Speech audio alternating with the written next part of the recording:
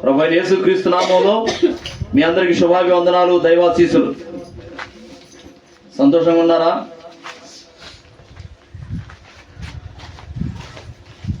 లూకా సువార్త 11వ అధ్యాయం.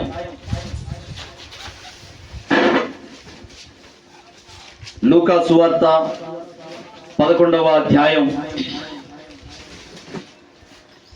21వ వచనం చదువుకుందాం. బలవంతుడు ఆయుధములు ధరించుకొని తన ఆవరణమును కాచుకొనున్నప్పుడు అతని సొత్తు భద్రముగా ఉండును. చాలు. దేవుడి మాటలను మనం వినికిడిలో ఆశీర్వదించును గాక. బలవంతుడు, మరొకసారి చదువుతున్నాను, ఆయుధములు ధరించుకొని తన ఆవరణమును కాచుకొని ఉన్నప్పుడు తన సొత్తు భద్రంగా ఉండను కదా. ఇక్కడ 4 విషయాలు కనబడతాయి. బలవంతుడు ఒకటి, ఆయుధాలు ఒకటి, తర్వాత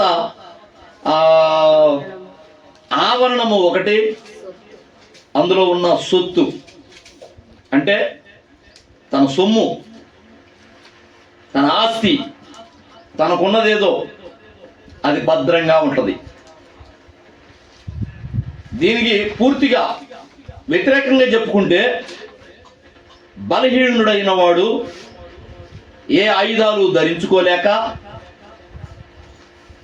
సోమరిపోతాయి, తన ఆస్తిని తన ఆవరణాన్ని కాచుకోలేకపోయినప్పుడు ఏమైంది అంటే తన ఆస్తి దోచుకోబడిద్ది, తన ఆస్తిని కోల్పోతాడు. అది వ్యతిరేకమైన మాట. అర్థమవుతుందా? ప్రియ దేవుని పిల్లలారా, బలవంతుడు ముందుగా బలవంతుడు ఏం ధరించుకోవాలి అంటే ఆయుధాలు ధరించుకోవాలి. ఎఫెసీయులకు రాసిన పత్రిక 6వ అధ్యాయం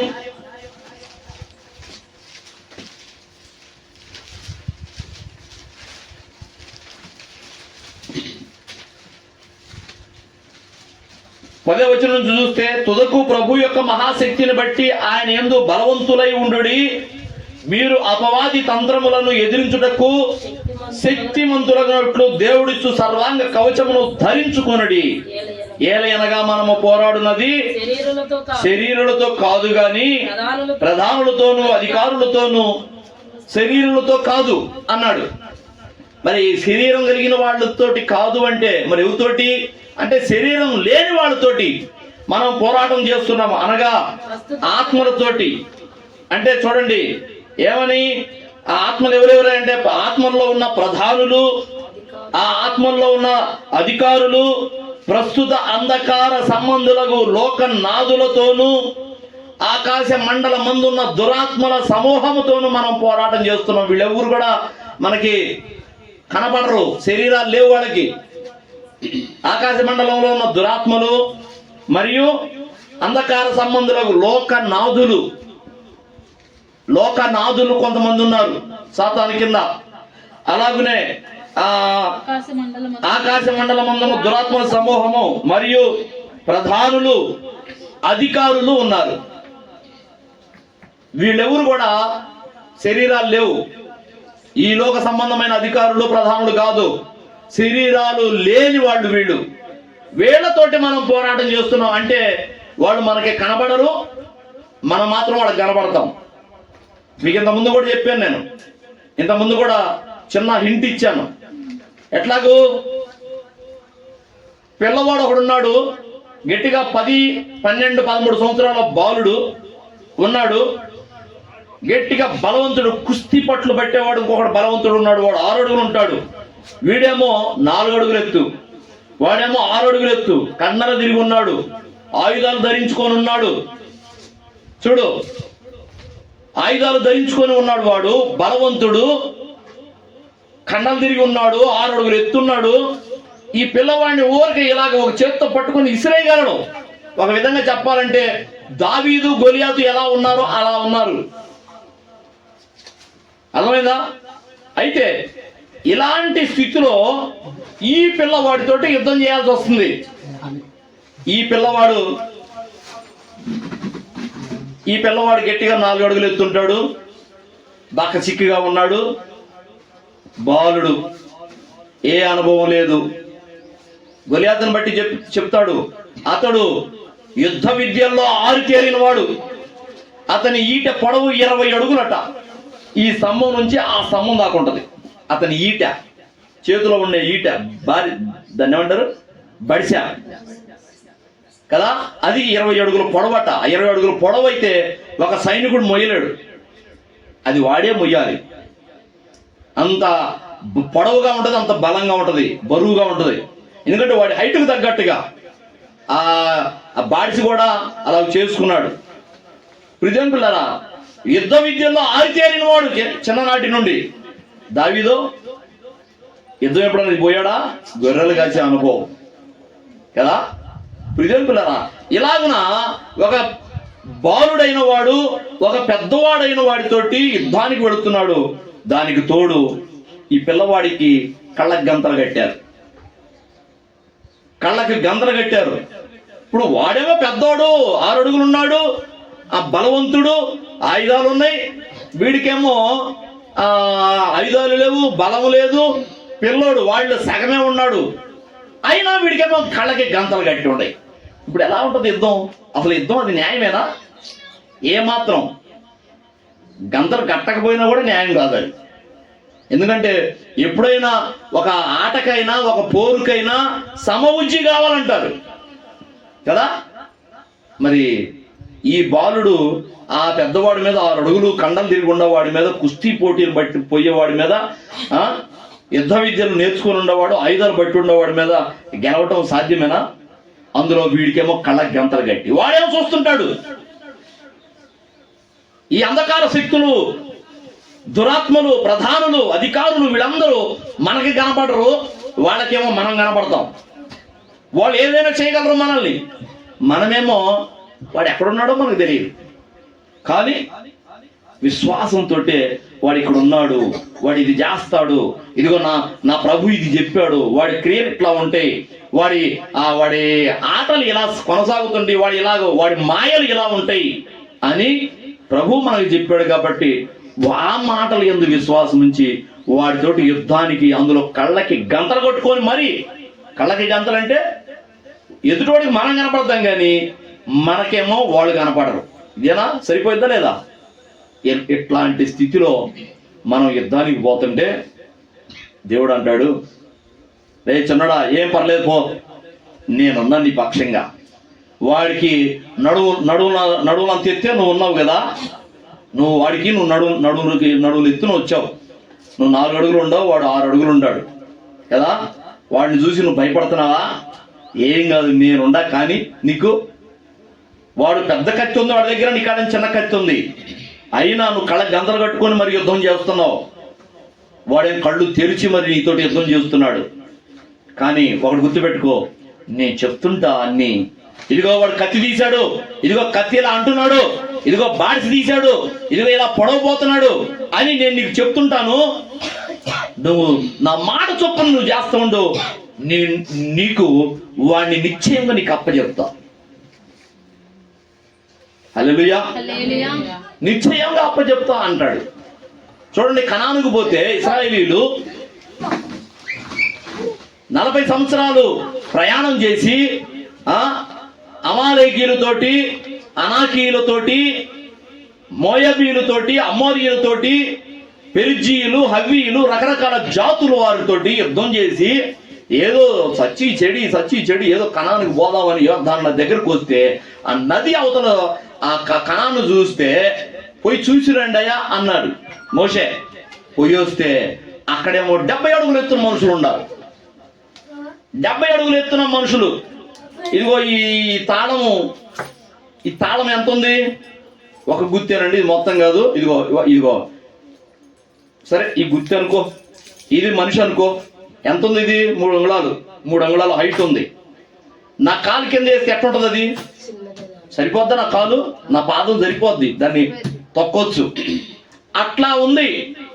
ఆ కనానులో ఉన్న వ్యక్తుల కింద ఈ మనుషుల స్థితి, ఇశ్రాయేలీయుల స్థితి. వాళ్ళ కింద ఇదిగో ఒక చిన్న మిడత, ఒక మనిషి ఎదుట మిడత ఎంత ఉందో ఆ మనుషుల ఎదుట ఇశ్రాయేలీయులు 6 అడుగులు ఎత్తున్న వాళ్ళు అలాగ మిడతల్లా కనబడుతున్నారు. వాళ్ళతోటి యుద్ధం అసలు ఇంపాసిబుల్ అంటారు. వచ్చి దేవుడు అంటాడు, ఏం కాదు, వాళ్ళ నిశ్చయంగా మీకు అప్పచెప్తా పోండి అన్నాడు.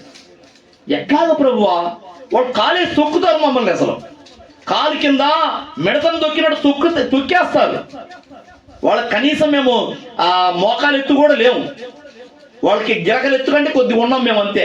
గిలకల కంటే కొద్దిగా ఎత్తున్నాం. వాళ్ళ కాళ్ళే దాదాపు, వాళ్ళ పాదమే 20 అడుగులు ఉంది. ఎట్లా గెలుస్తాం? వాళ్ళేమో 70 అడుగులు ఉన్నారు. ఎట్లా గెలుస్తాం? అసలు మనం చావటం ఖాయం అన్నారు. యెహోషువ కాలేబులు మాత్రం ఏం కాదు, మనకు దేవుడు తోడుగా ఉన్నాడు, ఇంత దూరం నడిపించిన వాడు, ఎంత అనేక రకాల జాతుల వారిని మనకు అప్పచెప్పిన వాడు, వీళ్ళని మాత్రం మనకి ఈడ ఇస్తాడు, పోదాం అంటారు. చివరికి ఇచ్చాడా లేదా? మొత్తాన్ని కనానీయుల్లో ఉన్న అనేక జాతుల వాళ్ళని మొత్తాన్ని దోల్తాను, లేదంటే మీకు మీ చేతికి అప్పచెప్తా అన్నాడు. మొత్తాన్ని పోయి వైనం చేసేసి ఆక్రమించుకున్నారు ఇశ్రాయేలీయులు. ఏం లేదు, చీమలన్నీ కలిసి ఒక పెద్ద సర్పం మీద దాడి చేసి సర్పాన్ని చంపేసినట్లుగా వీళ్ళు 1,00,000 మంది పొయ్యి పడి వాళ్ళందరినీ చంపేశారు. పారిపోయాడు. అసలు దేవుడు అంటాడు, నేనున్నా మీకు. నీకంటే ఎత్తోటోడని నువ్వు భయపడుతున్నావేమో, వాడికంటే ఎత్తైన వాడని నేనున్నా నీ పక్షంగా. నీకెందుకు భయం? నేను చెప్తా పదా, నువ్వు కళ్ళకు గంతులు కట్టుకొని ఉన్నావా? అయినా పర్వాలేదు, నేను చెప్తాపా, నీకు ఐడియా ఇస్తాంటప్పా. వాడిని ఎట్లా జయించాలో నీకు నేను చెప్తా. హల్లెలూయా. అయితే మనము అంతటి బలవంతులం అవ్వాలి. దేవుని పిల్లరా, యేసుక్రీస్తు వారు వాక్యంలో కొద్దాం మనం. యేసుక్రీస్తు వారు దయ్యాలను వెళ్ళగొడుతున్నాడు. ఒక మోగ దయ్యాన్ని వెళ్ళగొడుతుంటే అతనికి అంతకుముందు మాటలొచ్చు, ఆ వ్యక్తికి మాటలొచ్చు. ఎప్పుడైతే ఈ మోగ దయ్యం పట్టిందో వాడికి మాట పోయింది. యేసు ప్రభు దగ్గర తీసుకొచ్చారు. యేసు ప్రభు వాడిని ప్రార్థన చేసి ఆయనలో ఉన్న దురాత్మని వెళ్ళగొడితే అతను మాట్లాడుతున్నాడు. ఇక ఆ దురాత్మ వెళ్ళిపోయిన తర్వాత అతను మాట్లాడుతుంటే అందరూ అంటారు, అయ్యో ఇదేంది, అసలు వాడు మూగాడు కదా. అంటే వాడి చానాలుగా మూగాడుగా ఉన్నాడు. వాళ్ళకి తెలియదు, వాడికి ఫస్ట్లో మాటలొచ్చు. ఈ దెయ్యం పట్టిన కాడ నుంచి వీడికి మాట పోయింది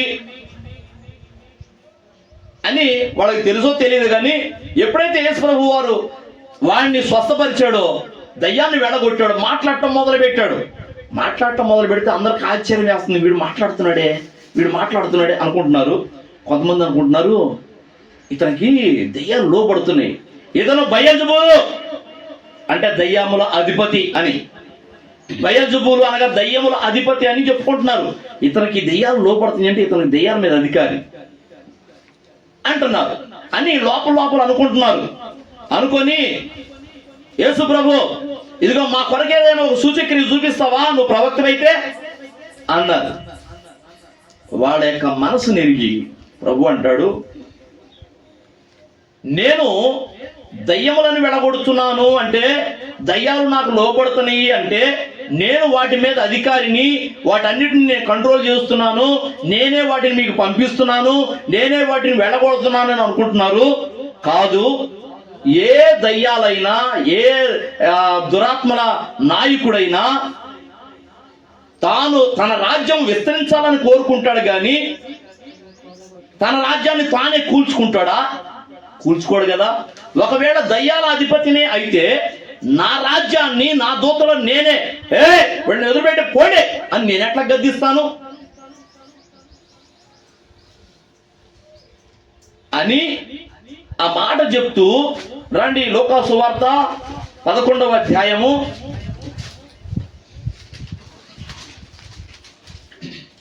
14 17 నుంచి చూడండి. ఆయన వారి ఆలోచన ఎరిగి వారితో ఇట్లనను, తనకు తానే వ్యతిరేకంగా వేర్పడిన ప్రతి రాజ్యమును పాడైపోవును, తనకు తానే విరోధమైన ఇల్లు కూలిపోవును. సాతాను తనకు వ్యతిరేకంగా తానే వేరు పడిన ఎడల వాని రాజ్యం ఎలాగూ నిలుచును. నేను బయల్జెబూలు వలన దయ్యములను వెళ్ళగొట్టుచున్నానని మీరు చెప్పుచున్నారే. నేను బయల్జెబూలు వలన దయ్యములను వెళ్ళగొట్టుచున్న ఎడల మీ కుమారులు ఎవరి వలన వెళ్ళగొట్టుచున్నారు? మీ కుమారులు అంటే యేసుక్రీస్తు శిష్యుల గురించి. వాళ్ళు కూడా వెళ్ళగొడుతున్నారుగా, వాళ్ళు కూడా దయ్యాలను వెళ్ళగొడుతున్నారుగా. మరి మీ పిల్లలు, మీ వాళ్ళు దేన్ని, మరి వాళ్ళు ఎలా దేన్ని బట్టి వెళ్ళగొడుతున్నారు అని అంటూ, అందుచేత వారే మీకు తీర్పరులై ఉందురు. అయితే నేను దేవుని వేలితో దయ్యములను వెళ్ళగొట్టుచున్న ఎడల, దేవుని వ్రేలితో నేను దయ్యములను వెళ్ళగొట్టుచున్న ఎడల నిశ్చయముగా దేవుని రాజ్యము మీ యొద్దకు వచ్చి ఉన్నది. అప్పుడు అంటున్నాడు, బలవంతుడు ఆయుధములు ధరించుకొని తన ఆవరణమును కాచుకొనున్నప్పుడు అతని సొత్తు భద్రముగా ఉండను. ఎవడైతే బలవంతుడుగా ఉంటాడో వాడు తన ఆవరణాన్ని కాచుకుంటూ ఉంటాడు, ఆయుధాలు ధరించి. ఏ ఆయుధాలు? ఆత్మ సంబంధమైన యుద్ధోపకరణములు అని అక్కడ ఇందాక మనం ఎఫెసీ పత్రిక చదువుకున్న దగ్గర 6వ అధ్యాయము 12వ వచనం నుంచి మనం చదువుకున్నాం కదా. అక్కడ ఆత్మ సంబంధమైన యుద్ధోపకరణాలు ఉన్నాయి. ఆ యుద్ధోపకరణాల ఆయుధాలన్నీ ధరించుకొని తన ఆవరణమును కాచుకొనివాడు అంటే తన శరీరమే కావచ్చు, తన కుటుంబమే కావచ్చు, తన రక్త సంబంధికులే కావచ్చు, ఎవడైనా గాని బలవంతుడై ఆయుధాలు ధరించుకొని తన ఆవరణాన్ని కాచుకునేవాడు వాడి సొత్తు, వాడి కుటుంబము క్షేమముగా ఉంటది. హల్లెలూయా. ఏమేమి ఆయుధాలు? రండి, మళ్ళా రండి. ఎఫెసీ పత్రిక 6వ అధ్యాయం. దేవుడిచ్చు సర్వాంగ కవచము ధరించుకొనుడి. ఏలయనగా నడుమునకు సత్యమును దట్టి కట్టుకొని, నడుమునకు సత్యము అనే దట్టి కట్టుకోవాలి. సత్యము అనే దట్టి నడుము కట్టుకోవాలి. అంటే నీ నడుము బాగా నిలబడి బలంగా ఉండాలి అంటే సత్యము నీకు ఉండాలి. నువ్వు ఎప్పుడైతే సత్యంలో నుండి తొలగిపోతావో, అబద్ధంలోనికి వెళతావో, మోసంలోనికి వెళతావో నీ నడుము వంగిపోద్ది. అర్థమవుతుందా? నువ్వు బలహీనుడు అయిపోతావు. ఇంకా నీతి అను మైమరుపును తొడుగుకొని పాదములకు సమాధాన సువార్త వలనైన సిద్ధ మనసు జోడు తొడుక్కొని నిలవబడి ఇవన్నీ గాక విశ్వాసమును డాలు పట్టుకొనుడి. దానితో మీరు దుష్టుని యొక్క అగ్ని బాణములన్నిటినీ ఆర్పుటకు శక్తిమంతులగుదురు. దేనితోటి? డాలుతోటి, విశ్వాసం అనే డాలుతోటి. మరియు రక్షణాయను శిరస్త్రాణమును దేవుని వాక్యమును ఆత్మ ఖడ్గమును ధరించుకొనుడి. ఆత్మ వలన ప్రతి సమయమందును ప్రతి విధమైన ప్రార్థన విజ్ఞాపనను చేయొచ్చు. ఆ విషయమై సమస్త పరిశుద్ధుల నిమిత్తము పూర్ణమైన పట్టుదలతో విజ్ఞాపనము చేయొచ్చు. మెలకుగా ఉండుడి. ప్రార్థన, విశ్వాసము, నీతి, సిద్ధ మనస్సు, సత్యము, ఇంకా వాక్యం అనే ఖడ్గము, ఇవన్నీ కూడా మనం ధరించుకోవాలి. సత్యము, నీతి, సువార్త అనే సిద్ధ మనస్సు, విశ్వాసం అనే డాలు, ఆ వాక్యం అనే ఖడ్గము, రక్షణ అనే శిరస్త్రాణము, ఇవన్నీ కూడా మనము ధరించుకున్న వారమైతే ఖచ్చితంగా మనము మన ఆవరణాన్ని మనం కాపాడుకుంటుంటాం. వీటిలో ఏది లేకపోయినా, విశ్వాసం లేకపోయినా, వాక్యం లేకపోయినా, నీతి లేకపోయినా, సత్యము లేకపోయినా, అర్థమవుతుందా?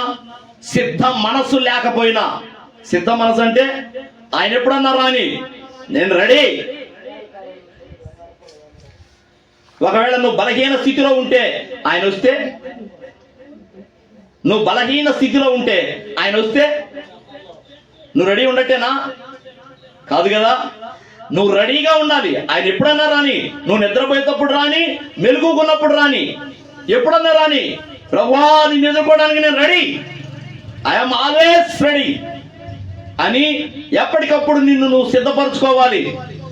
10 మంది కన్యకల్లో 5 ఎట్లాగైతే సిద్ధంగా ఉన్నారో అలాగను నిన్ను నువ్వు ఎప్పుడు నీ ఆత్మ జ్యోతి వెలిగేటట్లుగా ఆరిపోకుండా కాపాడుకొనుచు భద్రంగా ముందు చూపుతోటి నీ ఆత్మను నువ్వు కాపాడుకుంటూ ఉండాలి. యేసయ్య ఎప్పుడన్నా రాని, నేడు రేపో నా ప్రియుడేసు మేఘాల మీద కీర్తించును కదా. ఎప్పుడన్నా రాని, నేడో రేపో ఎప్పుడన్నా రాని, నా యేసు వస్తాడు. వచ్చినప్పుడు నేను రెడీ, సిద్ధ మనసు అంటారు దాన్ని. 5 కన్నికల వలె సిద్ధపడి ఉండ కన్నికల వలె. హల్లెలూయా. ఇలాగున మనము అన్నిటినీ ఏమేమిటి? సిద్ధ మనసు, విశ్వాసము, సత్యమనే దట్టి, విశ్వాసమనే డాలు, వాక్యం అనే ఖడ్గము, నీతి అనే మైమరుపు, రక్షణ అనే శిరస్త్రాణము. రక్షణ, నీతి, సత్యము, ఇవన్నీ పదాలు గుర్తుపెట్టుకోండి. ఇవన్నీ మనకి ఆయుధాలట. ఈ ఆయుధాలు కనుక నువ్వు ధరించుకొని ఉంటే ఎనీ టైం ప్రభు ఎప్పుడన్నా రాని, ప్రభువా నేను రెడీ అంటావు. అలాగ సిద్ధ మనసుతో ఉంటావు. నీ ఆవరణాన్ని నువ్వు కాపాడుకుంటుంటావు. నువ్వు బలవంతుడుగా ఉంటావు. ప్రార్థన చేయమంటేనే మెలకలు తిరిగిపోవటం, వాక్యం చదవమంటేనేమో తడబడుతూ ఉంటాం. సువార్త చెప్పమంటే నేనా పాస్టర్ కాదు కదా చెప్పేది.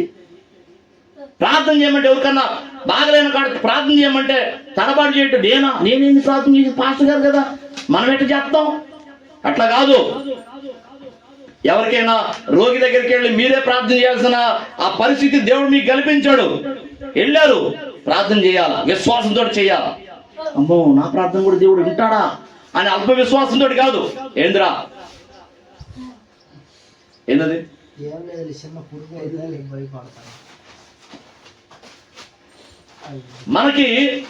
మనము బలవంతులుగా ఉండాలి. మనం ఎప్పుడు బలవంతులము? ఆ లోకాసు వార్తకు రండి. ఇందాక అక్కడే చెప్తున్నాడు. లోకాసు వార్త 11వ అధ్యాయం 23వ వచనం చూడు. 22 కూడా చూడు. అయితే అతని కంటే బలవంతుడైన ఒకడు అతని పైబడి జయించున్నప్పుడు అతడు నమ్ముకొనిన ఆయుధములన్నిటినీ లాక్కొని, నీకంటే బలవంతుడు ఒకడున్నాడు, వాడు కనుక నీ మీద బలవంతుడుగా వచ్చి నీ మీద దాడి చేస్తే నువ్వు బలహీనుడుగా ఉంటే నీ ఆయుధాలన్నీ వాడు దొంగిలించుకుంటాడు కదా. వాటన్నిటిని లాక్కొని అతని ఆస్తిని పంచిపెట్టును. నా పక్షంగా ఉన్నవాడు నాకు విరోధి, నాతో సమకూర్చునివాడు చెదరగొట్టువాడు. నా పక్షముగా ఉన్నవాడు ఉండనివాడు నాకు విరోధి అన్నాడు. ఇప్పుడు ఆయన పక్షంగా ఉంటే, ఆయన పక్షంగా మనం ఉంటే మనము బలవంతులం. అవునా కదా. పైన బలవంతుడు గురించి చెప్తూ నా పక్షంగా ఉండని వాడు నాకు విరోధి అన్నాడు. మనము దేవుని పక్షంగా గనక ఉంటే మనము బలవంతులమే. దేవుడు నా పక్షమునుండగా నాకు విరోధి ఎవడు? ఏదో పాట అనిల్ కుమార్ గారు చక్కగా పాడతాడు కదా. దేవుడు మన పక్షమునుండగా నాకు విరోధి ఎవడు? నిజంగా దేవుడు మన పక్షం ఉంటే మన ముందు నిలిచే దమ్ము ఎవడికి ఉంది? మనం కొద్దివాళ్ళమే కావచ్చు, కళ్ళ గంతలు కట్టుకొని ఉండొచ్చు, బలహీనులమే కావచ్చు, కానీ నా పక్షంగా ఉన్నవాడు యెహోవా, యుద్ధము నాది కాదు, యెహోవానే, కాసుకో గొలియాతు అని దావీదు వరిగినట్లుగా మనం కూడా మన శత్రువు మీద పలకాలి. మనం బలవంతులమైతే. దావీదు ఎంత బలవంతుడో తెలుసా? చూడటానికి బాలుడిలాగా ఉన్నాడు. దావీదు చూడటానికి బాలుడిలాగా ఉన్నాడు. కానీ దావీదు అంటాడు, నా గొర్రె పిల్లను ఒక ఎలుగుబంటియు సింహమును వచ్చి నోట కరుచుకొని వెళ్ళుచుండగా నేను దానిని కొట్టి దాని నోరు చీల్చి దాని నోట నుండి నా గొర్రె పిల్లను నేను విడిపించుకుంటుని అన్నాడు. ఒక గొర్రె పిల్లనట ఎలుగుబంటియు సింహమును వచ్చి. ఎలుగుబంటి సింహమును అంటే రెండు జంతువులు కలిసి ఒకదాన్ని పట్టకపోవటం కాదు, అసలు ఆ రెండు కనపడితే ఆ రెండే కొట్టుకుంటే ముందు ఏంది. కానీ ఇక్కడ వచ్చిన జంతువు ఎలుగుబంటి వలె బలమైన పాదాలు కలిగి సింహము తలవలే ఉన్న ఆ క్రూర మృగము వచ్చి నా గొర్రె పిల్లను నోట కలుసుకొని పోతుండగా నేను దానిని కొట్టి చంపి దాని నోరు చీల్చి దాని నోట నుండి నా గొర్రె పిల్లను విడిపించుకున్నాను అన్నాడు. ఎలా వచ్చింది అంత ధైర్యం, అంత బలం ఎలా వచ్చింది దావీదుకి అంటే? దేవుని పక్షంగా ఉన్నాడు దావీదు.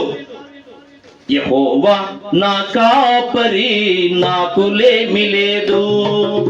యెహోవా నా ఊపిరి, నాకు లేమి లేదు. యెహోవా నా కాపరి, నాకు లేమి లేదు. యెహోవా నా ఊపిరి, నాకు ఏమి కాదు. నా జీవన యాత్రలో, నా జీవన గమనములో, నా జీవన యాత్రలో, నా జీవన గమనములో యెహోవా నా కాపరి, నాకు లేమి లేదు. హల్లెలూయా. యెహోవా నా కాపరి, నాకు లేమి కలగదు. పచ్చిక గల బయళ్ళు ఆయన నన్ను పన్నెండు చేయుచున్నాడు.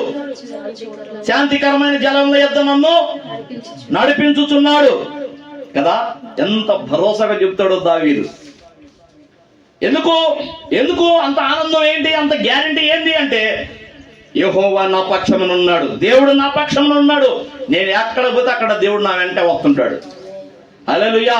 మందను పచ్చిక బయల్లో దోల్తాడు, ఒక చెట్టు కింద కూర్చుంటాడు, సితారా వాయించుకుంటూ ప్రభువుని స్తుతిస్తూ ఉంటాడు, నిత్యము ప్రభువుని కీర్తిస్తూ ఉంటాడు.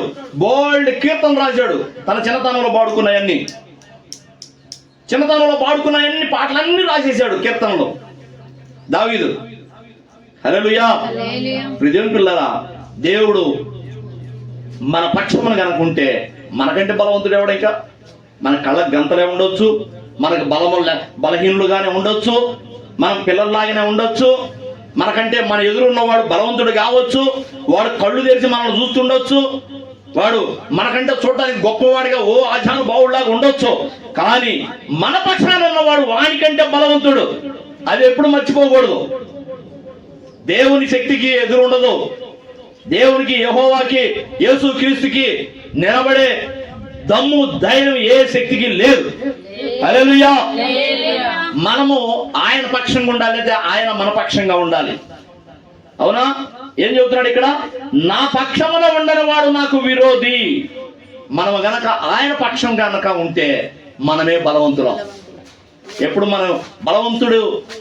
బలవంతులం అవుతాము అంటే మనము ఆయన పక్షంగా ఉండాలి.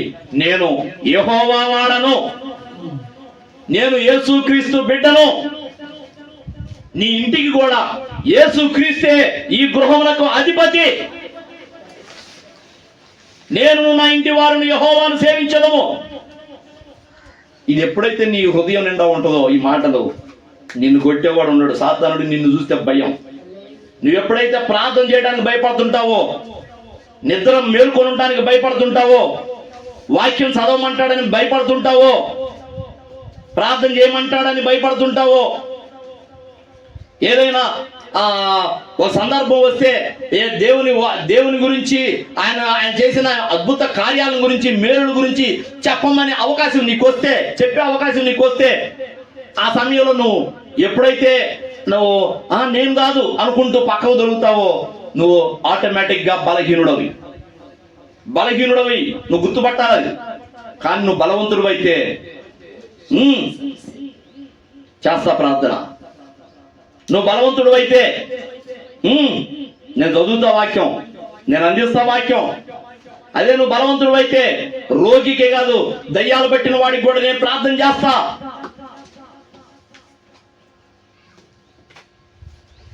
అలాంటి ధైర్యంలో ఉంటావు. హల్లెలూయా. మరి ఒక మాట చూద్దాము. మనము ఎప్పుడు బలవంతులం అవుతామంటే మొదటి యోహాను పత్రిక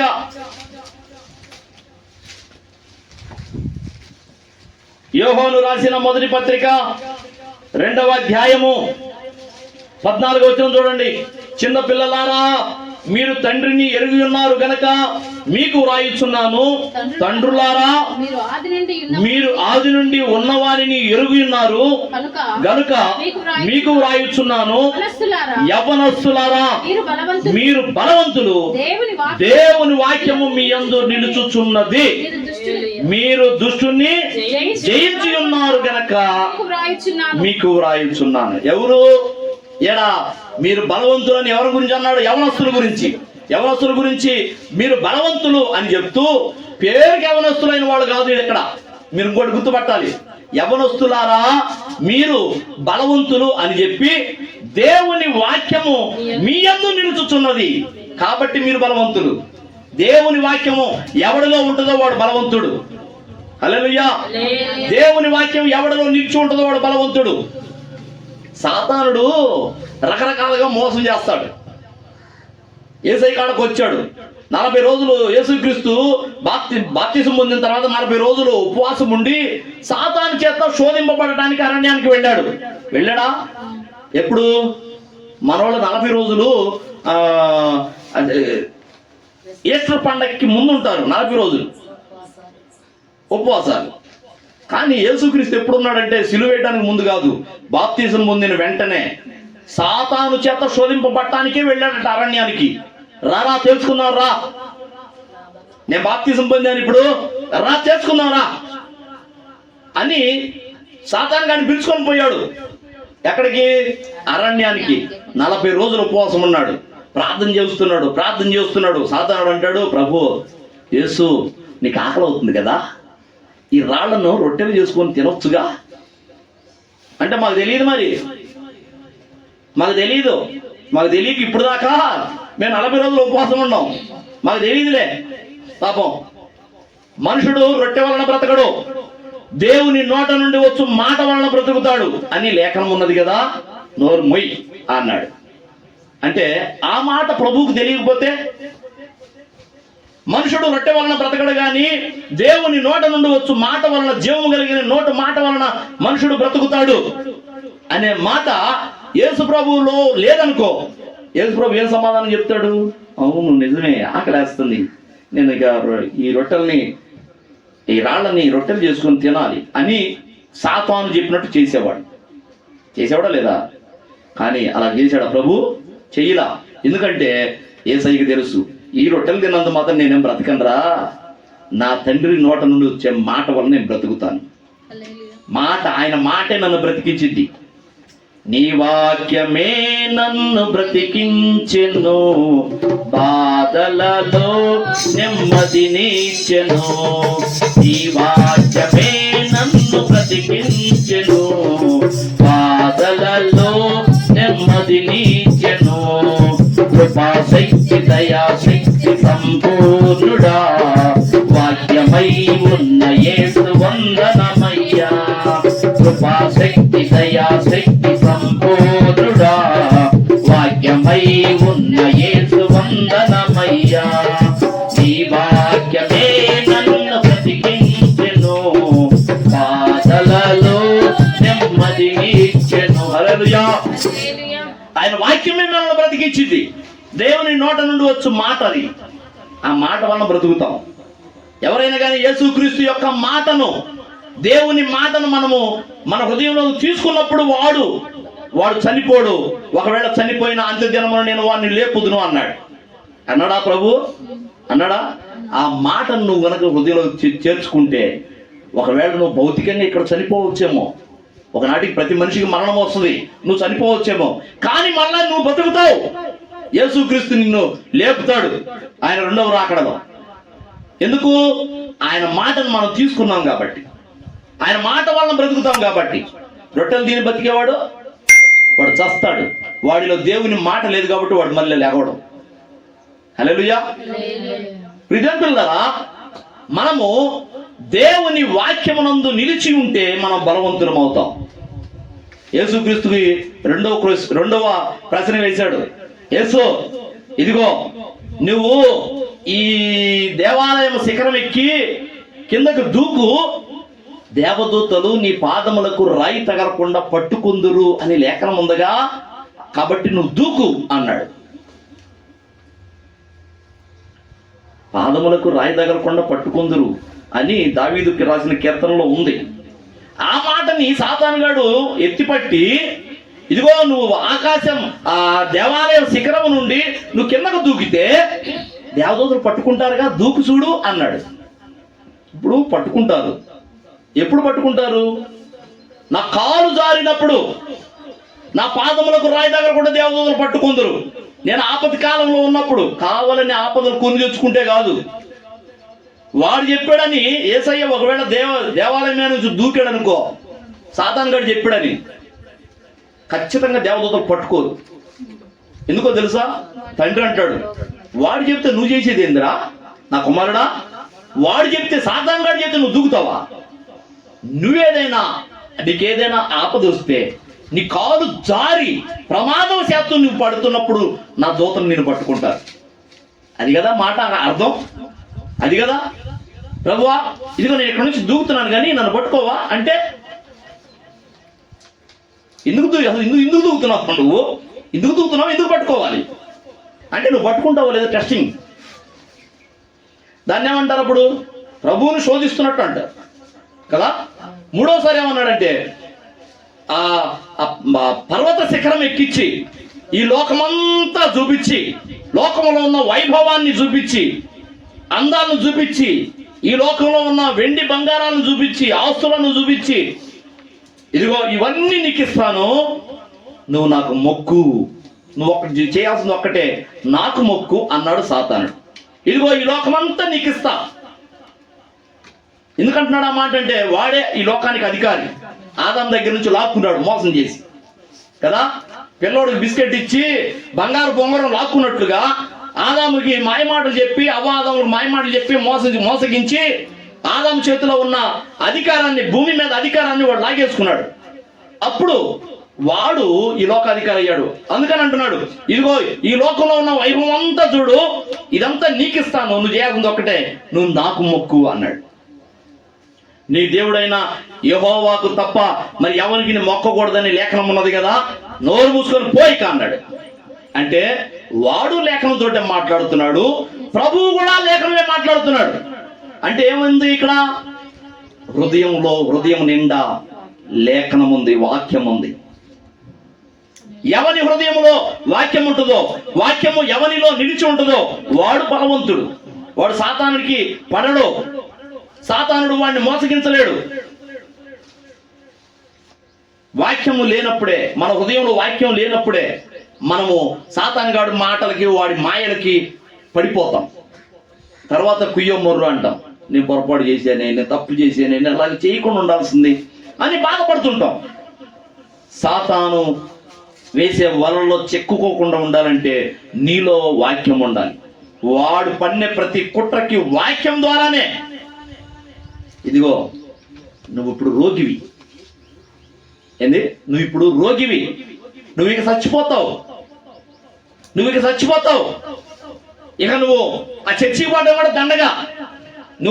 నీకున్న రోగం చిన్నది కాదు, పెద్ద రోగం వచ్చింది నీకు, నువ్వు చచ్చిపోవటం ఖాయం అని వాడు మనలో నిరుత్సాహాన్ని తెచ్చిపెడతాడు, మనలో ఉన్న ఏదైనా బలహీనత ఉంటే.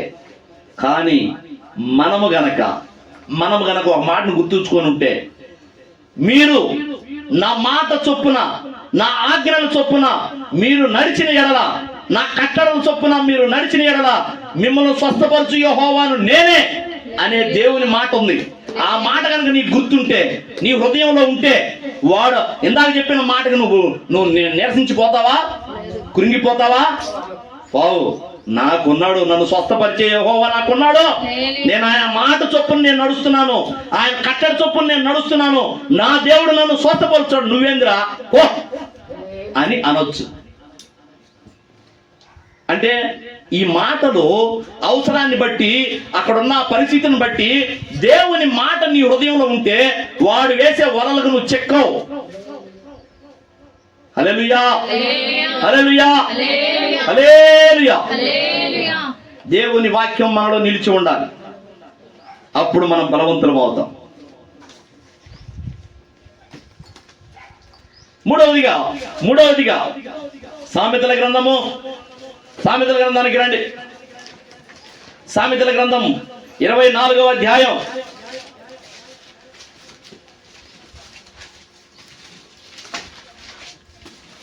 24వ అధ్యాయము 5వ వచనం చూడు. జ్ఞానము గలవాడు బలవంతుడుగా ఉండును, తెలివి గలవాడు శక్తిమంతుడుగా ఉండును. వివేకము గల నాయకుడు వై యుద్ధము చేయము, ఆలోచన చెప్పువారు అనేకులుండుట రక్షణకరము. ఆలోచన చెప్పేవారు, వివేకవంతులు, జ్ఞానం కలిగిన వారు, తెలివి గల వాళ్ళు ఉండుట అది రక్షణ.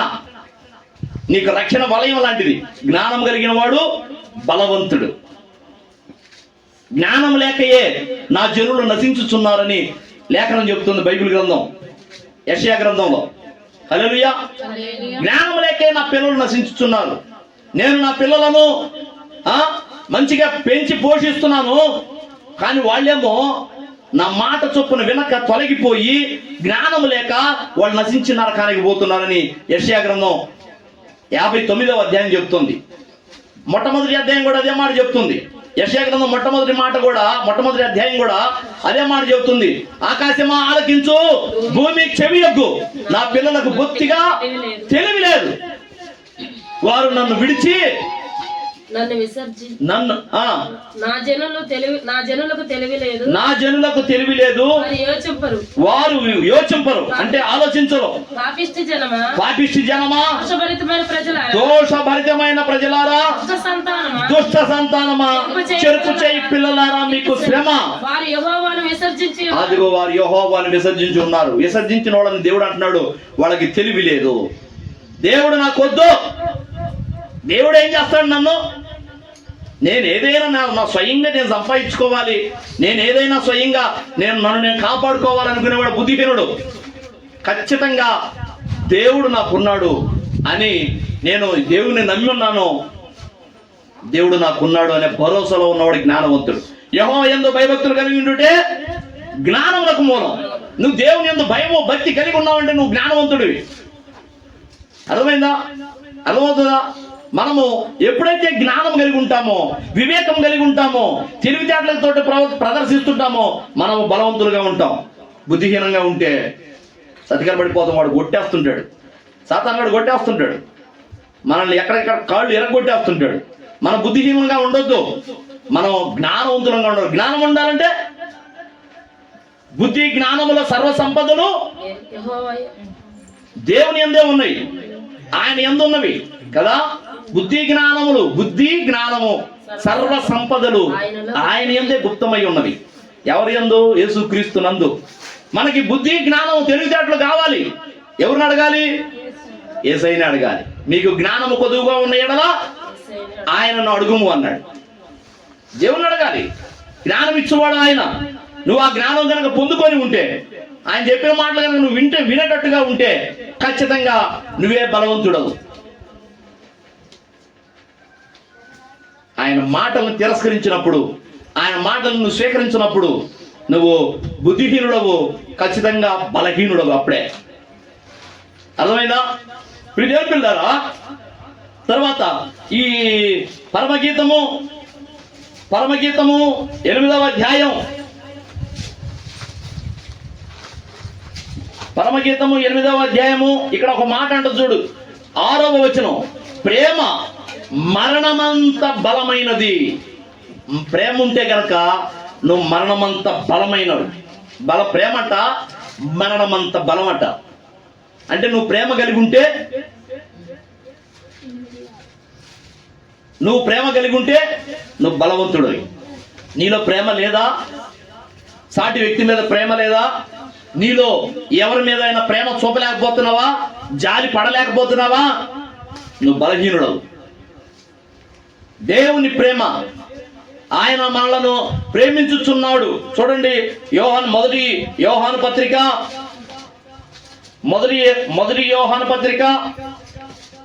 3వ అధ్యాయము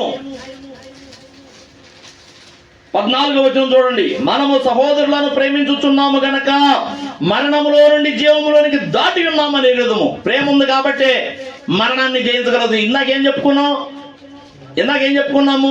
ప్రేమ మరణమంత బలమైనది.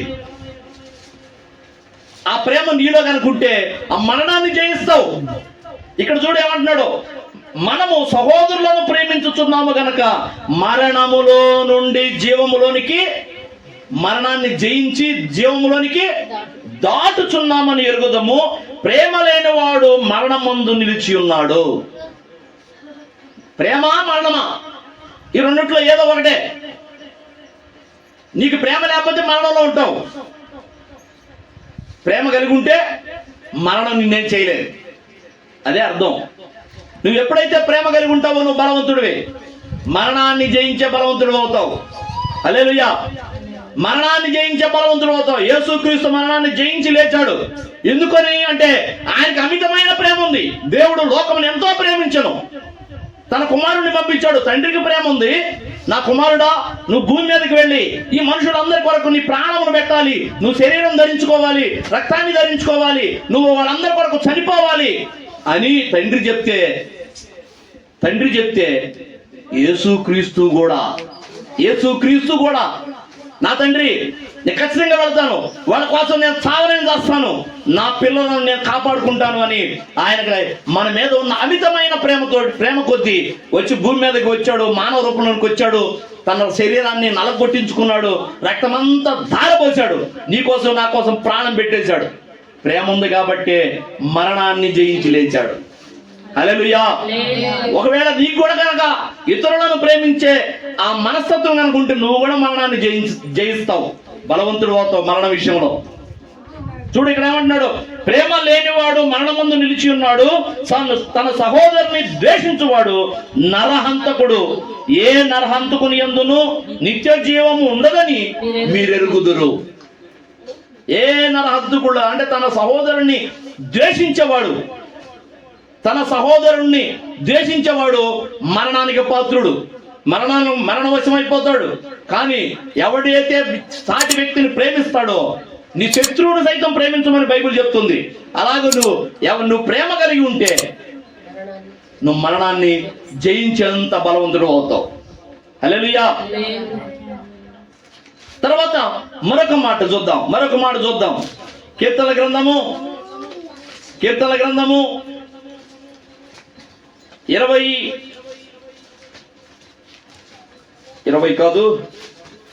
38వ అధ్యాయం. కీర్తనల గ్రంథము 38వ అధ్యాయము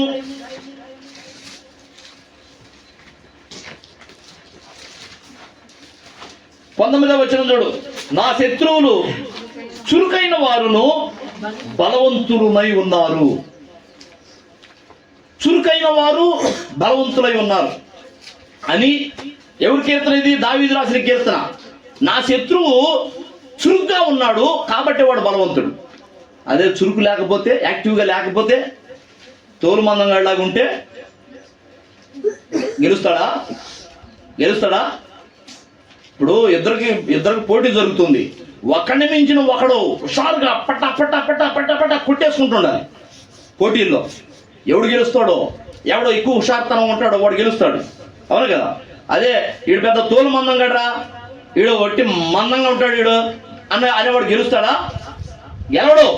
చురుకైన వారు ఎవరైతే యాక్టివ్గా ఉంటారో, దేవుని విషయంలో, సువార్త విషయంలో, ప్రార్థన విషయంలో, వాక్య ధ్యానం చేసే విషయంలో, ఆత్మీయ విషయంలో. హెబ్రీ స్త్రీలట చురుకైన వారట.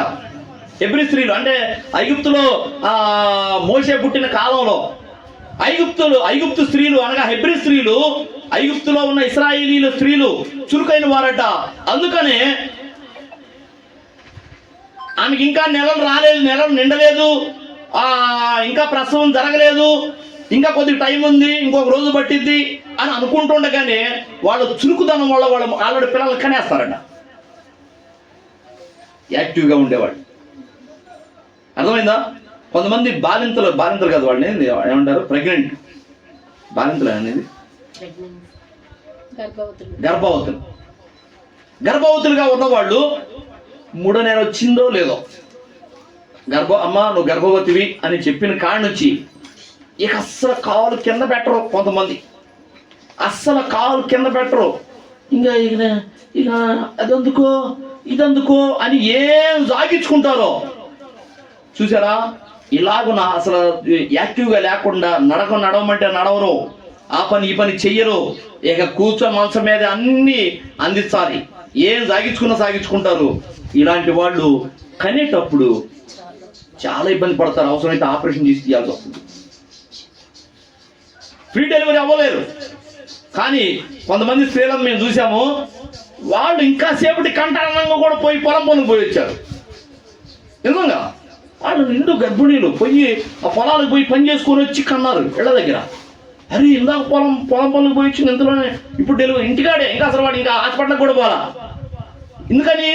ఎందుకని వాళ్ళు అలాగ కనగలిగారు అంటే చురుకుగా వాళ్ళ శరీరాన్ని యాక్టివ్గా ఉంచుకుంటారు. అర్థమైందా? మనము కూడా ఆత్మీయ విషయాల్లో, ప్రార్థన విషయంలో, వాక్య ధ్యానం విషయంలో, ఆత్మ సంబంధమైన విషయాల్లో మనం కనుక చురుకుగా ఉంటే మనము బలవంతులం.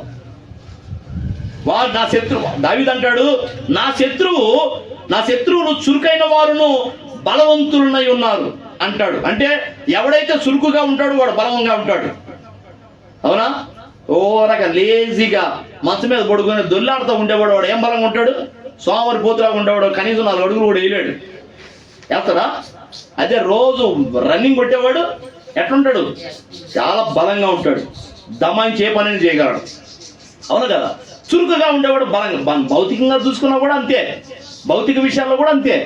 మనం ఎప్పుడైతే చురుగ్గా ఉంటామో వాడు బలవంతుడిగా ఉంటాడు. అర్థమైందా? ఊరకు అసలు కనీసం వాకింగ్ చేయరు, పరిగెత్తరు, కొద్ది శాఖరి పనులు చేయరు, కొద్దిపాటి బరువులు మోయరు. వాళ్ళు ఎట్లా ఉంటారంటే నడవటం కూడా చాలా కష్టంగా ఉంటుంది, మందకోడిగా ఉంటారు. ఎట్లుంటారంటే తోలు మందంగా ఇందాక చెప్పాను చూడు, అట్లా ఉంటారు. ఇప్పుడు ఇదేం పిల్లరా, మనము ఆత్మ సంబంధమైన విషయాల్లోనే కాదు, శారీరక విషయాల్లో కూడా మనం చురుగ్గా ఉండాలి. ఓఫీర్ గారు చెప్తాడు, మనము దేవుని పిల్లలమైన మనము ఆత్మను పొందుకుంటూ ఉండాలి. ఒకటి ఆరోగ్యాన్ని కూడా కాపాడుకోవాలి. ఆరోగ్యాన్ని కాపాడుకోకుండా నువ్వు ఆత్మను పొందుకుంటే నీ శరీరం నీకు సహకరించదు. నువ్వు సువార్త పని చేయాలంటే, సేవ చేయాలంటే నీ శరీరం నీకు సహకరించదు. నిజమేనా? నిద్ర అవుతుందా?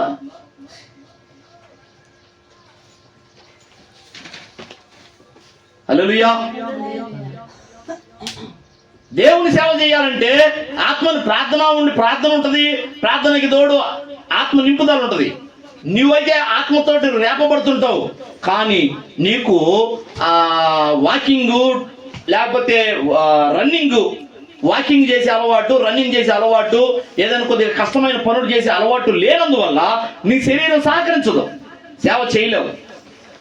అదే ఒకవేళ శరీరం చురుగ్గా ఉండి సరిగా ప్రార్థన లేదు, సరిగా ఆత్మ నింపుదల లేదు, అట్ట కూడా దేవుని సేవ చేయలేము. అవును కదా? దేవుని సేవ చేయాలంటే 2 ఉండాలి. ఒకటి పరిశుద్ధాత్మ నింపుదల ఉండాలి, అంటే ప్రార్థన ద్వారా, వాక్య ధ్యానం ద్వారా పరిశుద్ధాత్మ నింపుదల ఉండాలి. రెండవది శారీరకంగా మనము చురుకుగా ఉండాలి. అంటే మన శరీరం కొద్దిగా వాకింగ్ చేయటం, రన్నింగ్ చేయటం, కొద్ది కష్టమైన పనులు చేయటం, ఇట్లాంటివి మనం చేయగలిగినప్పుడు మన శరీరం కూడా యాక్టివ్గా ఉంటుంది. ఎక్కడికైనా పోవాలి అంటే, ఏదో చలైనా ఎండైనా వానైనా మన దేవుని పని చేయాలి అంటే మన శరీరం సహకరించింది. అవును కదా?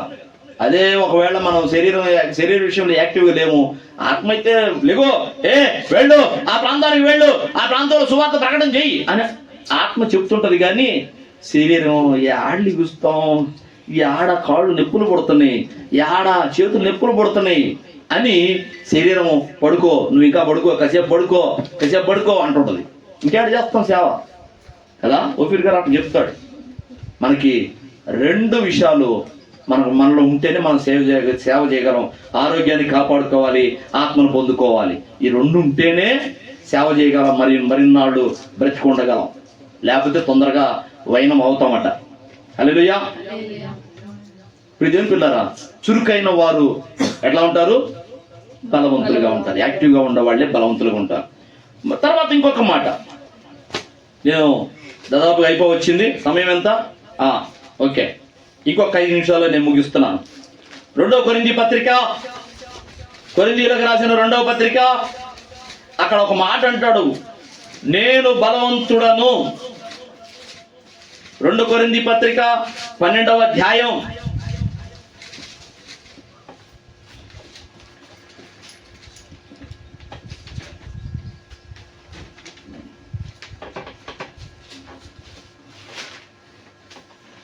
12వ అధ్యాయము 9వ వచనం చూడు, 8 నుంచి చూడు, 7 నుంచి. నాకు కలిగిన ప్రత్యక్షతలు బహు విశేషముగా ఉన్నందున నేను అత్యధికముగా హెచ్చిపోకుండా నిమిత్తము నాకు శరీరంలో ఒక ముళ్ళు, నేను అత్యధికముగా హెచ్చిపోకుండా నిమిత్తము నన్ను నలగొట్టుటకు సాతాను యొక్క దూతగా ఉంచబడెను. పౌలు గారి యొక్క కృప మీకు తెలుసా? పౌలు గారి యొక్క కృప పేతురుకు లేదు, యోహానుకు లేదు. నిజంగా వాళ్ళు ఎన్ని సంఘాలు కట్టగలిగారో లేదో తెలియదు, కానీ యేసయ్య ఎమ్మడే నడుస్తూ, యేసయ్యను చూస్తూ, ఆయన చేస్తున్న అద్భుత కార్యాలు, ఆశ్చర్య కార్యాలు ఎన్నో చూశారు. దయ్యాన్ని నడగొట్టమే కానీ, సముద్రం మీద నడవటమే కానీ, గాలిని తుఫాన్ని అణిచివేయటమే కానీ, మరి అనేక విషయాల్లో ఆ కుంటి వాళ్ళని, గుడ్డి వాళ్ళని, మూగి వాళ్ళని, చెవిటి వాళ్ళని, చచ్చిపోయిన వాళ్ళని సైతం బాగు చేశాడు. దయ్యాలు పట్టిన వాడిని వెళ్ళగొడతా ఉన్నాడు. ఆయన ఎక్కడుంటే అక్కడ అద్భుతమే, యేసయ్య ఎక్కడుంటే అక్కడ అద్భుతమే.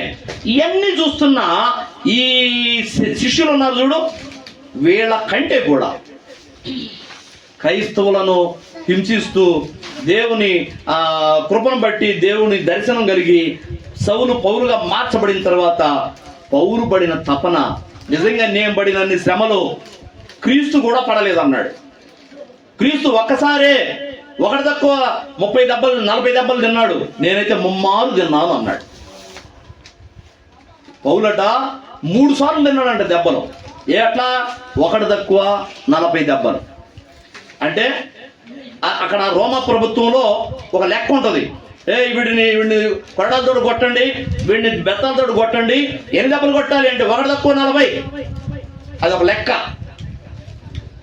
ఒకటి తక్కువ 40 దెబ్బలు కొట్టాలి. ఏంది? అట్లాగే యేసుక్రీస్తుని అట్లయినా కొట్టారు, కానీ యేసుక్రీస్తు ఒకసారి అలాగ దెబ్బలు తిన్నాడు, నేనైతే 3 సార్లు అలాగ దెబ్బలు తిన్నాను, యేసుక్రీస్తు కంటే నేను ఎక్కువ శ్రమ పడ్డాను అన్నాడు. ఒకసారి 2 సార్లు అసలు పౌలుని రాళ్ళతోటి కొట్టి వీడు చచ్చాడు అని చెప్పేసి అవతలకి ఈడ్చిపడేసి వెళ్ళిపోయారు. చచ్చిపోయాడని పౌలు రాళ్ళతోటి కొట్టారు, తెప్పను కొట్టారు. పెద్ద పెద్ద రాళ్ళు తీసుకొని ఇసిరేయటం, కింద పడ్డవాడిని అందరూ రాళ్ళతో ఎత్తెత్తి వేయటం, తలకాయ పగిలిపోయి కాళ్ళు చేతులు విరిగిపోయి ఎట్టో వీడు చచ్చాడు ఇక పదండి అని చెప్పేసి అవతలకు పక్కకు లాగి పడేసి వెళ్ళిపోయారు జనం. కానీ దేవుని కృప మరలా పౌలును లేపి ఆ కుంటుకుంటూనే రక్తాలు గారుకుంటూనే మళ్ళా తెల్లారే మళ్ళీ దేవాలయం ముందర నిలబడి, అయ్యలారా నా మాట వినండి సువార్త ప్రకటన చేస్తుంటాడు.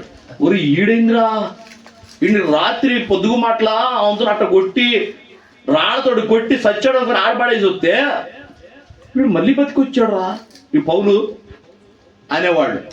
మళ్ళీ వీడిని ఎట్టగొట్టాలా ఎట్టబట్టుకోవాలని పన్నాగాలు వేసేవాడు. ఇదేం పిల్లరా, ఎన్నోసార్లు అనేక మార్లు ఉపవాసములతోనూ, అనేక మార్లు నిద్రా జాగరణలతోనూ, అనేక మార్లు ఆయన సముద్రంలో ఓడ పగిలి 3 సార్లు సముద్రంలో ఓడ పగిలిపోయి చచ్చిపోవాల్సిన పరిస్థితి. కానీ దేవుని మహాకృప నన్ను బ్రతికించింది. ఎన్నో శ్రమలు పడ్డాను, అనేకమైన నిందలు పడ్డాను. నమ్మిన వాళ్ళే నన్ను నిలువన ముంచినట్లుగా నమ్మిన వాళ్ళే నన్ను ఎన్నో శ్రమలకు గురి చేశారు. అయినా దేవుని కృపను బట్టే నేను ఇన్ని సంఘాలు కట్టగలుగుతున్నాను అని చెప్తూ ఆయనకు ఒక భయం ఉండేది.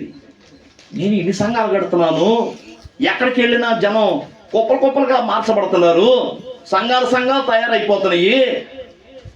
ఒకవేళ నాలో ఆఫ్టర్ ఆల్ పేతురు ఎంత, ఆఫ్టర్ ఆల్ యోహాన్ ఎంత, ఆఫ్టర్ ఆల్ యాకోబు ఎంత అనే గర్వం ఏమైనా వచ్చిద్దేమో, ఆత్మీయ గర్వం.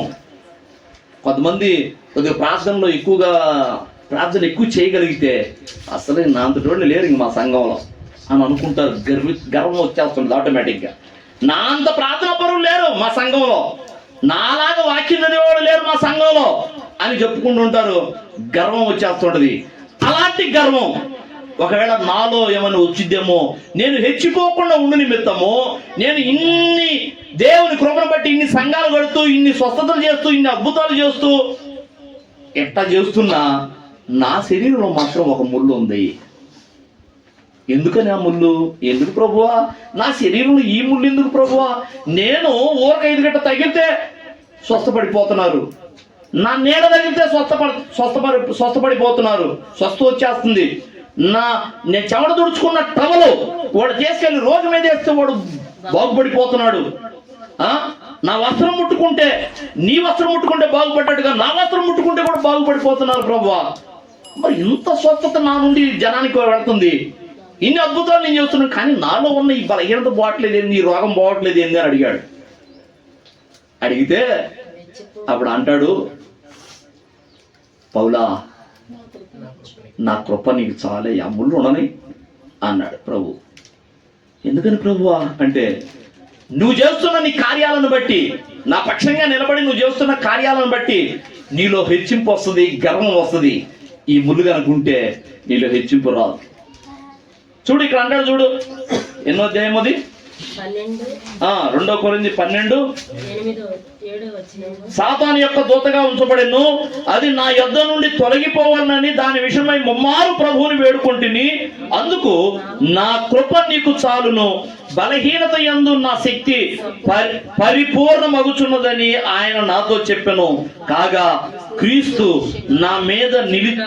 శక్తి నా మీద నిలిచి ఉండు నిమిత్తము విశేషముగా నా బలహీనతల యందే బహు సంతోషముగా అతిశయపడుదును. నేనెప్పుడు బలహీనుడునో అప్పుడే బలవంతుడను. అంటే నిన్ను నువ్వు ఎప్పుడైతే తగ్గించుకుంటావో, నేనెంతటూడినయ్యా, నేనెంతటిదాన్నయ్యా, నాదేముందయ్యా, అంతా ఆయన కృపగా ఆకబతి ఏముందయ్యా అని ఎప్పుడైతే నిన్ను నువ్వు తగ్గించుకుంటుంటావో అప్పుడే నువ్వు బలవంతుడు ఆత్మీయంగా. అట్లా కాకుండా నీలో గర్వం వచ్చిందా, ఏందనుకున్నా నా అంత ప్రార్థనా పరులు లేరు, నాలాగా వాక్యం చదివేవాళ్ళు లేరు, మా సంఘంలో మా పాస్టర్ గారు నన్ను కనుక నిలబెడితే నాలాగా చెప్పేవాళ్ళు లేరు అని ఒకవేళ నువ్వు గర్వంతో ఉన్నావేమో, నువ్వు బలహీనుడివి, బలహీనరాలివి.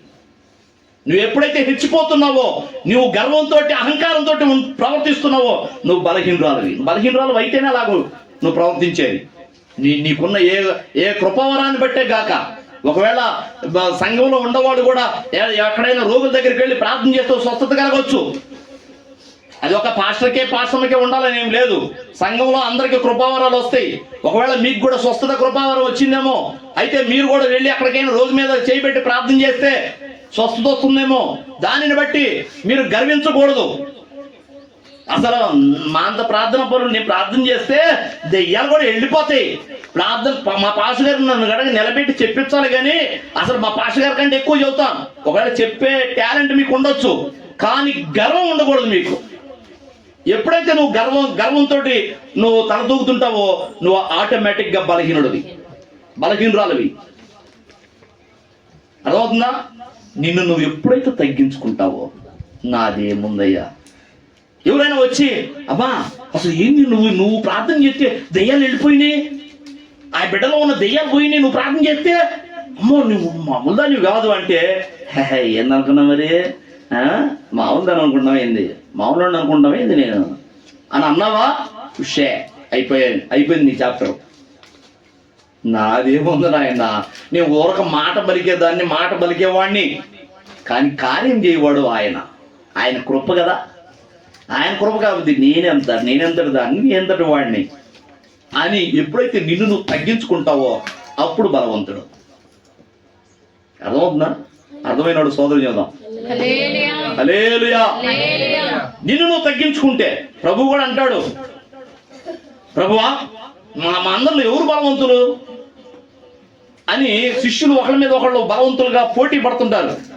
నేను ప్రభు పక్కన ఉండాలి, ప్రభు పక్కన ప్రభును ఆనుకొని నేనే ఉండాలి అని ఒక్కొక్కడు నేను గొప్ప నువ్వు మొన్న కదా వచ్చింది, నేను ఫస్ట్ నుంచి ఉండా ప్రభుతోటి అని ఒకళ్ళొకళ్ళు కించపరుచుకుంటూ నేను గొప్ప అనుకునేవాడు. ఆ సమయంలో కదా ప్రభు ఎవరు గొప్ప అంటాం కదయ్యా, మీలో ఎవడైతే గొప్పవాడిగా ఉండగోరునో వాడు మిగతా వాళ్ళందరికీ దాసుడిగా ఉండాలి.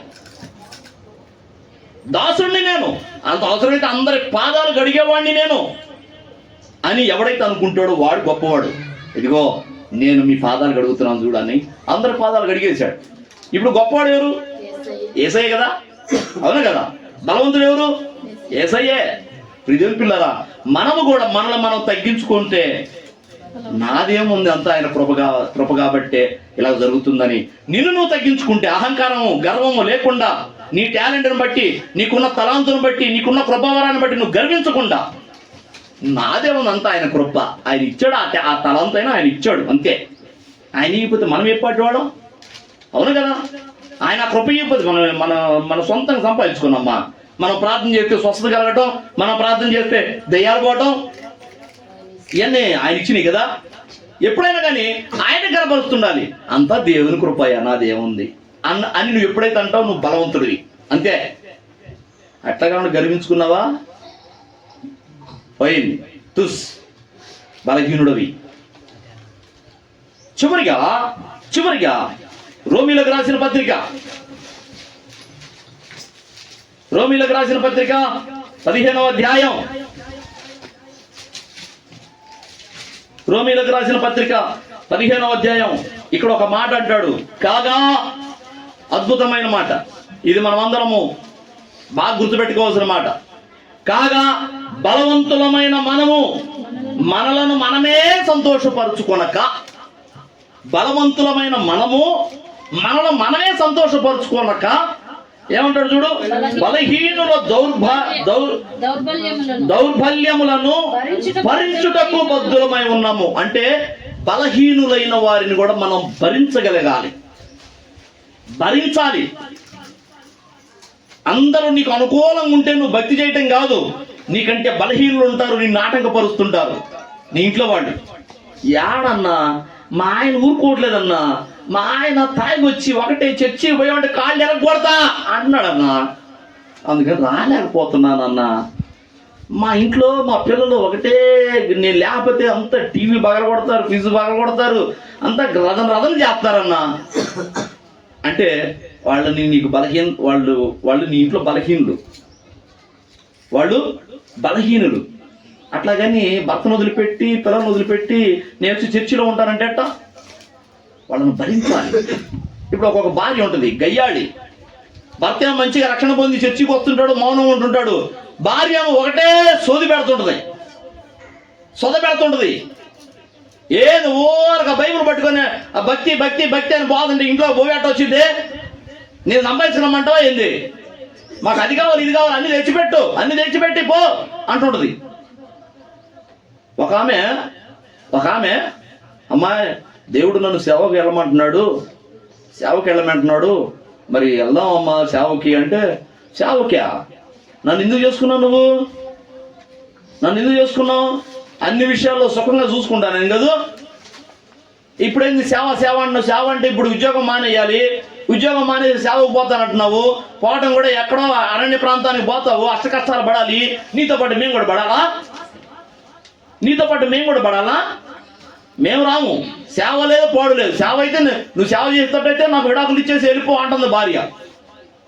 ఆమెకు బలహీనరాలు. ఇప్పుడేం చేయాలి? ఆమె విడాకులు ఇచ్చేసి రావాలా? అట్లా నమ్మకమ్మా. ఇదిగో మన ఇద్దరము యేసుక్రీస్తు మహిమలో మన ఇద్దరము ఏక శరీరంగా ఉన్నాం. నీకు ఇక్కడ అర్థం కావట్లేదు కానీ, ఈ లోకంలో మనం ఎంత సంపాదించుకున్నా, ఏది తిన్నా, పట్టు పరుపుల మీద దొర్లాడినా, వెండి బంగారాలు ధరించుకున్నా మనం నరకంలో పడతాం దేవుని సేవకు పోకపోతే. అట్లా కాకుండా అవసరమైతే కష్టాలు పడైనా దేవుని సేవ చేస్తుంటే రేపు పరలోకంలో ఉంటామమ్మా, ఆనందకరమైన ప్రదేశం. రేపు సంగతి ఎవడు చూశాడయా, నేను మాత్రం రాను అంటుంది. సరే అట్టయితే మీరు రావద్దులే, మీరు ఇంటికాడ ఉండండి అని చెప్పేసి తాను సాత్వికుడై ఒక్కడే పోయి వస్తూ ఉన్నాడు పరిచర్యకి. ఒక్కడే పోయి వస్తున్నాడు. పాపం భార్య సహకరించట్లేదు. ఒక్కడే పోవాలంటే పరిచర్యకి చాలా ఆటంకాలు తెలుసా, చాలా ఆటంకాలు. యవనస్తులైన ఆడపిల్లలు వచ్చి ఏదో మాట్లాడాలి, పాస్టర్ గారితో మాట్లాడాలి, వాళ్ళ సాధక బాధలు ఏ పంచుకోవాలి, వాళ్ళ అవసరాలు ఏ చెప్పుకోవాలి, అదని పాస్టర్ గారి దగ్గరికి వస్తుంటారు. మరి ఒంటరిగా ఉంటే అట్ట ఒంటరిగా ఉన్నప్పుడు ఒంటరిగా ఒక ఆడపిల్ల వచ్చిందనుకో, చూసే వాళ్ళకి ఎట్లుంటుంది? మందిరమే కావచ్చు, ఇల్లే కావచ్చు, చూసే వాళ్ళకి ఎట్లుంటుంది? అభ్యంతరం ఉంటుంది కదా. అందుకని అదే ఇంట్లో భార్య ఉంటే సేవకుడికి తోడుగా భార్య ఉంటే ఎవరు వచ్చినా ఎంతమంది వచ్చినా ఇబ్బంది లేదు, అవునే కదా, అభ్యంతరం ఉండదు. కాబట్టి సేవకుడికి భార్య తోడుగా ఉండాలి, ఉంటేనే ఆ సేవ ఫలింపు. అందులో ఆ స్త్రీలైన వాళ్ళు అన్ని విషయాలు పాస్టర్ గారితో చెప్పుకోలేరు.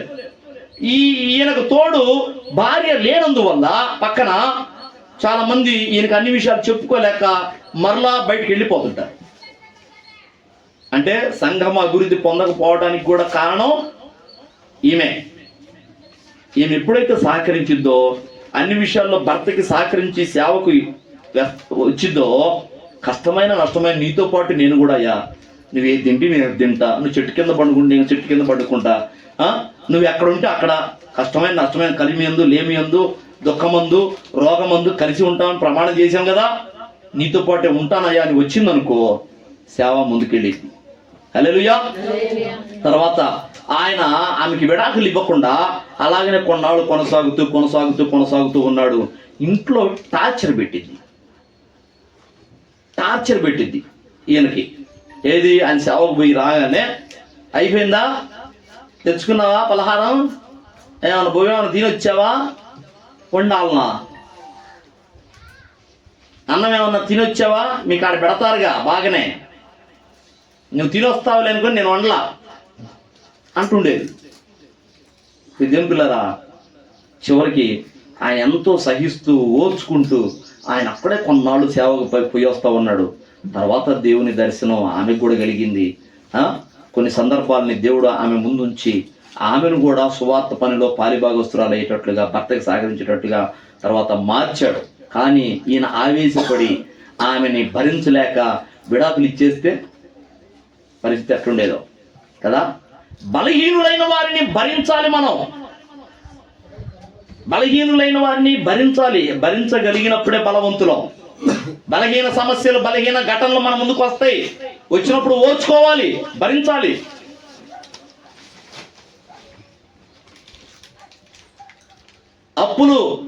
అప్పులు సమస్య ఉంటుంది ఇంట్లో.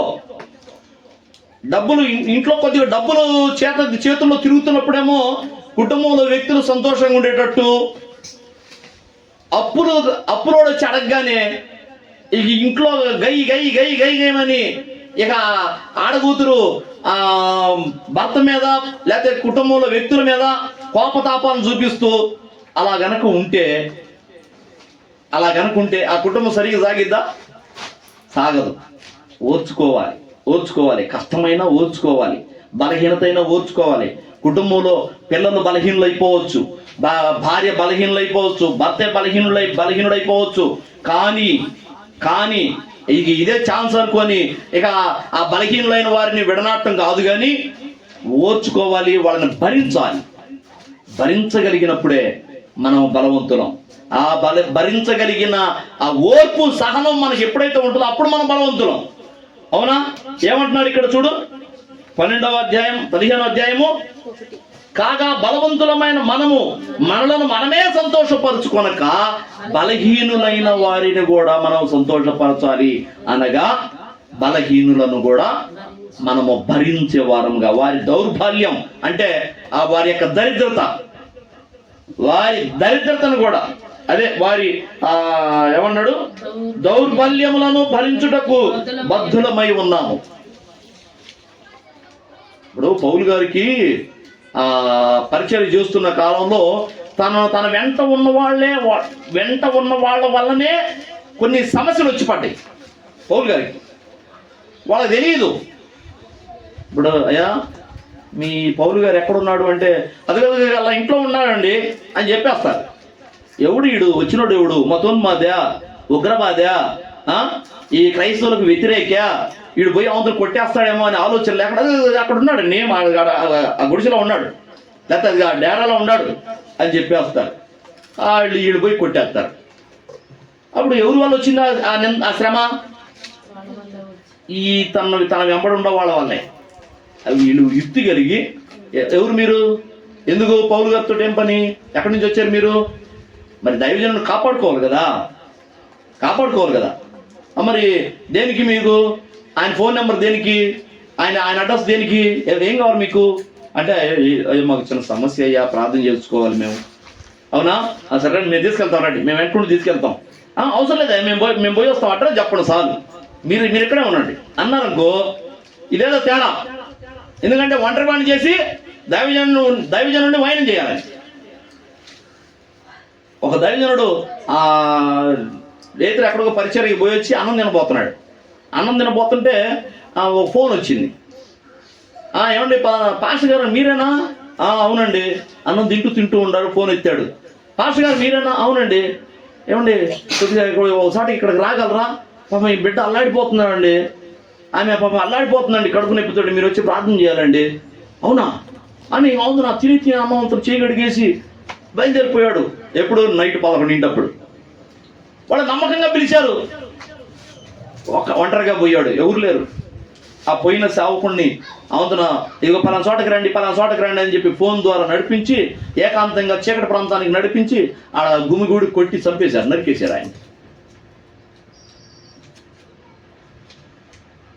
ఏం నేను పోయినా రాలేదు ఏందని రైతులంతా ఎదురు చూసి తర్వాత తెల్లారికి కూడా రాకపోయేసరికి కంప్లైంట్ ఇస్తే అప్పుడు పోలీసులు వెతికితే ఏడో నరికి ముక్కలుగా నరికి పడేసిపోయారు. అంత అమాయకంగా ఎప్పుడు కూడా పోవద్దు. సేవకులు కూడా ఎప్పుడు కూడా అట్లా ఎవరన్నా ఫోన్ చేస్తే అర్ధరాత్రి అపరాత్రి అని లేకుండా ఏకాంత ప్రాంతానికి పక్కన ఎవరు లేకుండా పోకూడదు అని దైవజనులు చెప్పారు మాకు. ఇట్లాగా పక్కనున్న వాళ్ళ వలనే కొన్ని బలహీన ఘటనలు జరుగుతుంటాయి. పక్కనున్న వాళ్ళే అప్పగించినట్టు పరిస్థితి అయిపోద్ది. వాళ్ళ వలన నమ్మిన వారి వలన ఎన్నో నిందలు పడ్డాను, ఎన్నో అవమానాలు పడ్డాను, ఎన్నో శ్రమలు పడ్డాను పౌలు గారు చెప్తాడు. మరి అలాంటి బలహీనలు మన పక్కన ఉంటారు. సంఘంలో అందరూ ఒకలాగానే ఉంటారా? నా చేతి వేళ్ళు అన్నీ ఒకలాగా ఉండయా? ఒకటి చిన్నగా, ఒకటి లావుగా, ఒకటి పొడుగ్గా, ఒకటి పొట్టిగా, ఒకటి సన్నగా, రకరకాలుగా ఉంటాయి. సంఘంలో బిడ్డలు కూడా అందరూ ఒకలాగా ఉండరు కదా. బలహీనలు ఉంటారు, బలవంతులు ఉంటారు. కానీ అందరినీ కలుపుకొని పోతుండాలి సేవకుడైన వాడు. అవునా, అందరినీ కలుపుకొని పోతుండాలి. బలహీనలను భరించాలి. ఒక్కోసారి ఆ విశ్వాసులు మాట్లాడే మాటలకి సేవకుడికి ఒళ్ళు మండిపోతుండదు. ఇక అవును కొరడా జడిపితేట కదా, భరించాలి. తెలియకంటున్నారు లేలాగా అని ఓర్చుకోవాలి. బలహీనులను ఎప్పుడైతే మనము భరించగలుగుతామో అప్పుడు మనం బలవంతులం ఆత్మీయంగా. హల్లెలూయా. ఎంతవరకు అర్థమైందో ఏమో, కొంతమంది నిద్ర కూడా పోతున్నారు. ప్రియమైన పిల్లరా, మొట్టమొదటిగా మనం ఎప్పుడు బలవంతులం?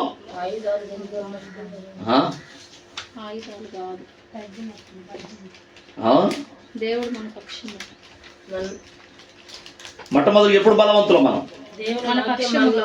దేవుడు మన పక్షమున ఉంటే మనం బలవంతులం. దేవుడిని లేవా, దేవుని పక్షంగా నువ్వు లేవా, నువ్వు గెలవలేవు.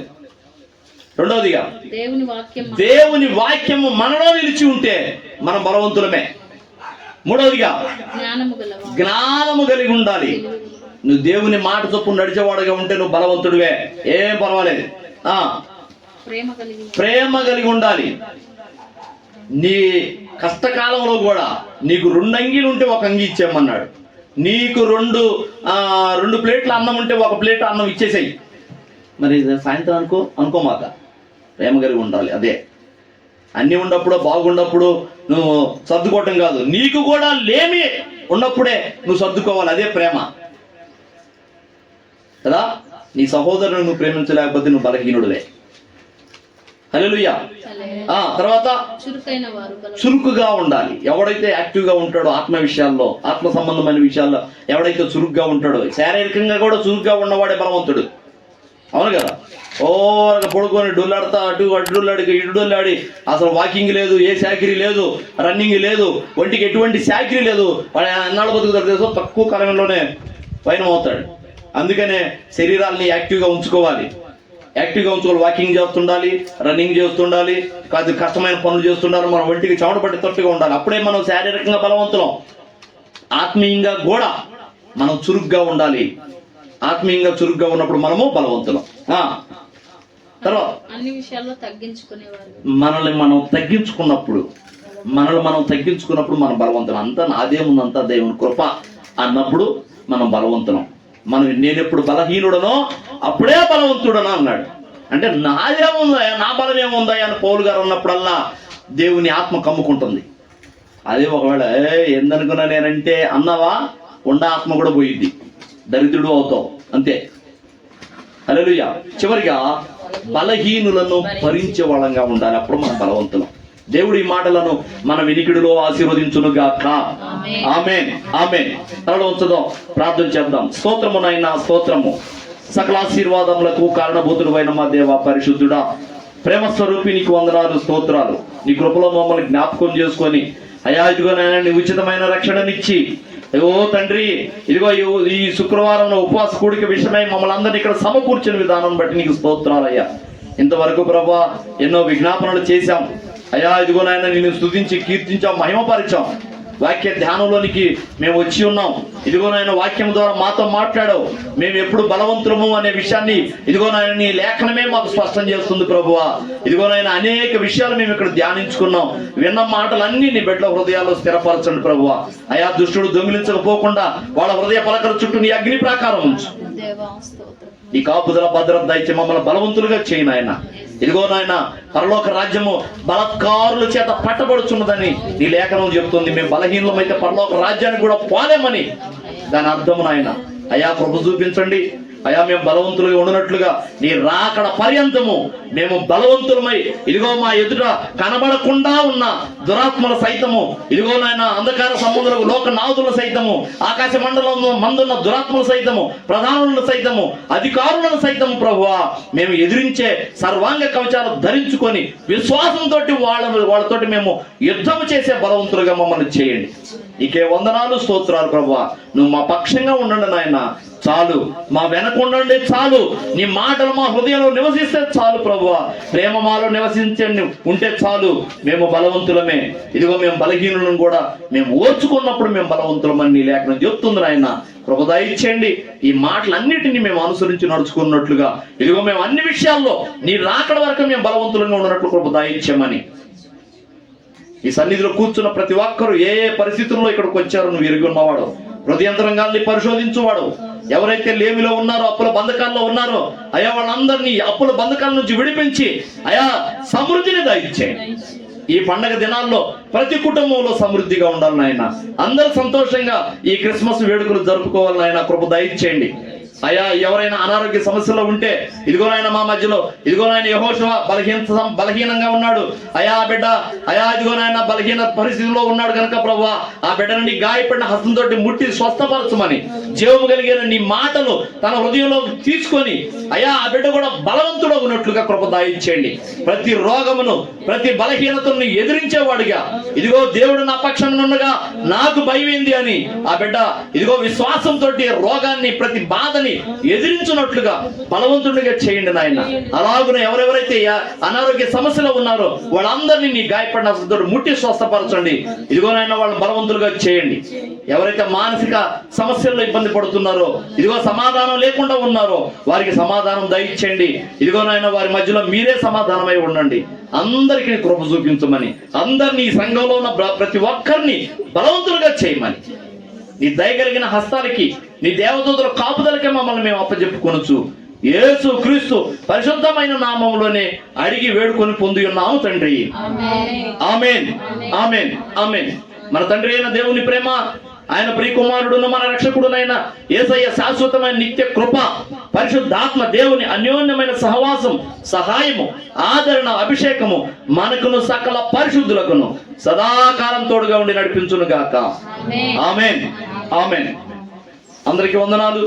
దేవునికి స్తోత్రాలు.